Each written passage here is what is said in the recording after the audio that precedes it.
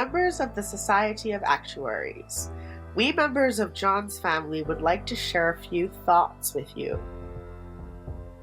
I have a dream that I thrive to support and encourage my kin and kind to rise to unimagined challenges, that we will together ascend to known heights of peaks we are determined to summit.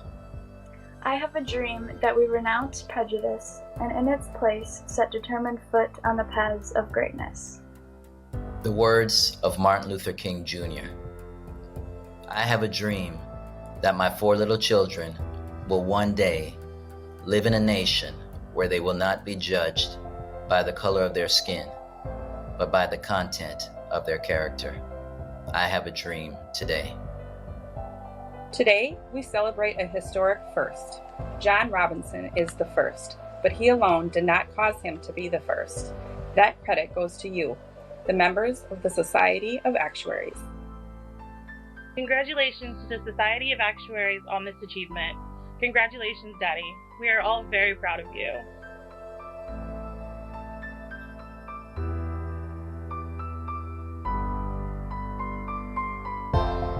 Everyone, please welcome 2022 to 2023 SOA President and Chair John Robinson.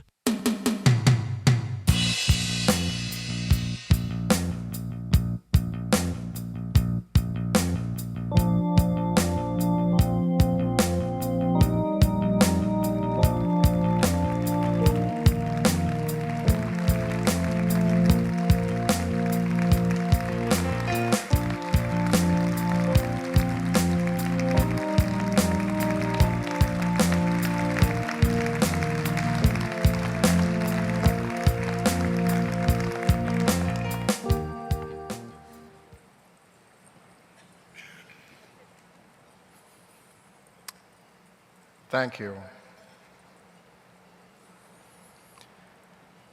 Leaders and representatives of several actuarial organizations, leaders of our affinity partners, CEO and members of staff of the Society of Actuaries, and past presidents of the Society of Actuaries, colleagues and friends, family. Vicki French and I were married on April 2nd, 2005.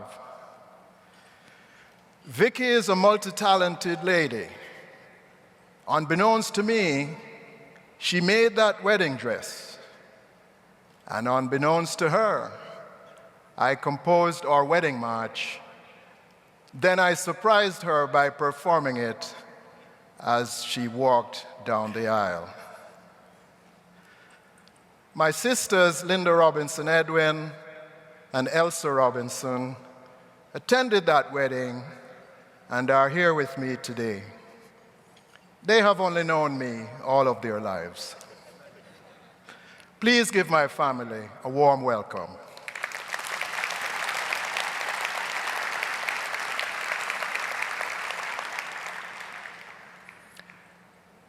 Today I have 2 items on my agenda. First, a story about me that is also about you. And second, actuaries and societal purpose. First, a story about me that is also about you. Whenever we actuaries introduce ourselves, it's usually about our credentials and our employment history. Today I will introduce you to elements of my cultural identity that are unique among presidents of the SOA, but are shared by millions of us who descend from Black Africans brought to the West without their permission and for the only purpose of extracting their labor.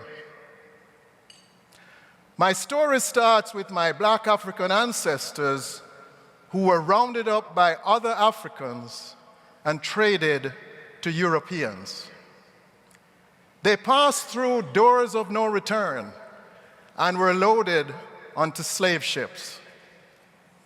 Enslaved Africans first landed in Jamaica in 1513. I have no way to know my ancestors' original homes, their original names, or when they arrived. Most enslaved Africans in Jamaica were Akan, and so I consider myself a son of Ghana. And my ancestors probably came to Jamaica via Elmina Castle, which I visited in 2019. Emancipation occurred in Jamaica August 1st, 1838. Life was not easy for the newly freed Afro-Jamaicans because initially, freedom did not come with meaningful economic opportunity. But gradually, my ancestors made some progress. Fast forward now to 1955. I am the cute one in the middle. Thanks to the Anglican and Baptist churches in Jamaica, my parents got a UK standard secondary education. Roddy Robinson was extraordinarily gifted in mathematics, physics, and Latin. He was the 1948 Jamaica Scholar, attended the University of Cambridge, and completed his PhD in mathematical physics in 1955. Pansy McPherson and Roddy were married in Cambridge in 1952, and I was born there in 1954. The photo you're seeing was taken in Toronto, Canada, where my sisters Linda and Elsa were born. In 1960, the marriage fell apart, and Pansy took her 3 active children from Canada to Jamaica, where she raised them as a single parent, supported by a village of real aunts and uncles and other aunts and uncles. Now look at that. We all wearing glasses now. In 1968, at only 38 years old, Roddy died of prostate cancer. You may be interested to know that my uncle Leslie Robinson, the 1944 Jamaica scholar, and also a professor of mathematics, founded the actuarial science program at the University of the West Indies in Jamaica. My parents' generation built the University of the West Indies, several professions, and other Caribbean institutions, and led their island nations into independence. Today, I stand on their shoulders. Roddy gave me some mathematics, but no physics. So I studied mathematics for my first degree and statistics for my master's. In 1974, I met my first actuary. That was Daisy McFarlane Coke, fellow of the Institute of Actuaries. I did not consider the actuarial profession myself until a few years later. But thanks to her example, even though I strayed into the SOA, I knew that nothing less than fellowship would do. That's where I end the story about me for today. So how is this a story about you? All right. As a regulator, I attended several NAIC meetings. Whenever I said, I am here to represent the great state of Minnesota, it attracted some special attention. I have no idea why. Here is an excerpt from an email that I received during my campaign last year from someone I did not know. Quote, I've been attending the NAIC national meetings. It's given me the opportunity to meet you, and I just wanted to express to you that I've always admired your professionalism, your willingness to chime in with challenging questions, your commitment, and your articulate demeanor. You have my vote. My point is that it is to your credit that I stand here today, because you, the members, elected me. You fulfilled Martin Luther King Jr.'s dream by judging me by the content of my character, and that character is shaped by the history that I shared with you just now.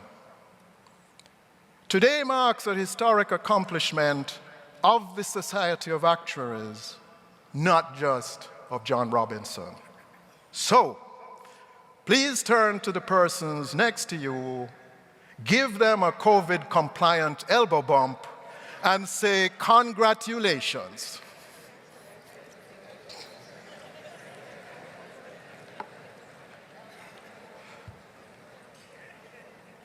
Thank you. I turn now to actuaries and societal purpose. When I started in this profession, people would say to me, wow, you must be good at maths, and you're going to be rich. No mention of being good for society. We actuaries pride ourselves on being a low-stress, high-pay profession. No mention of being good for society. But consider this. A profession of about 100,000 actuaries globally plays an essential role in the financial security of hundreds of millions of people around the world.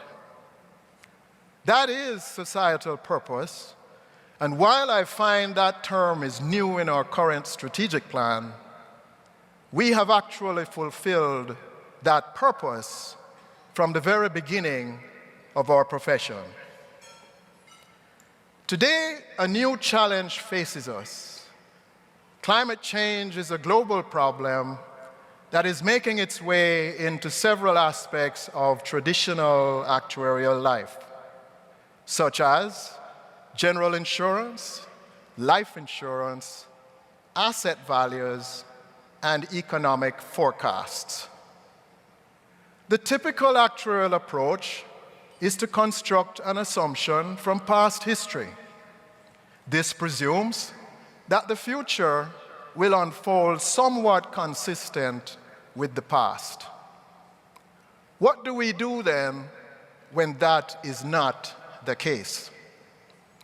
There's a growing number of actuaries working on these issues. My question is, what should the SOA's role be? The activities that come to my mind are simulate and calculate, educate, and advocate. The SOA Research Institute has already provided us several reports on research and basic and advanced education on this topic. And there is much more to come. We actuaries can simulate and calculate, but will it be for insurance pricing alone? Or will we provide insights that will influence policymakers beyond insurance?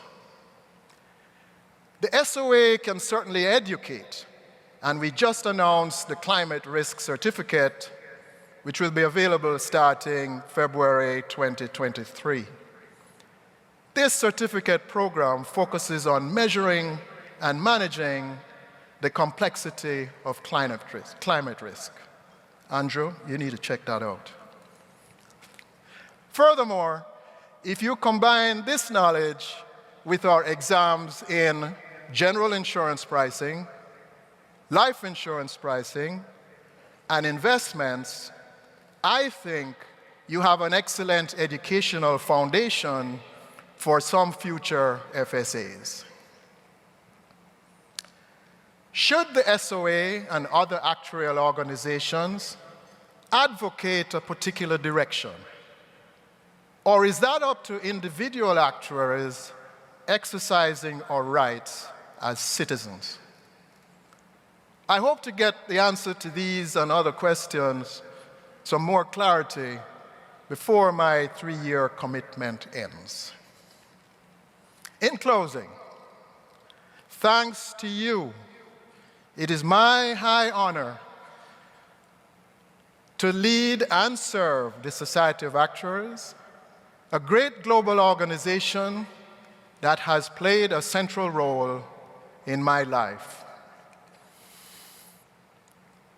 I thank you all for your kind attention, and please enjoy the rest of the conference.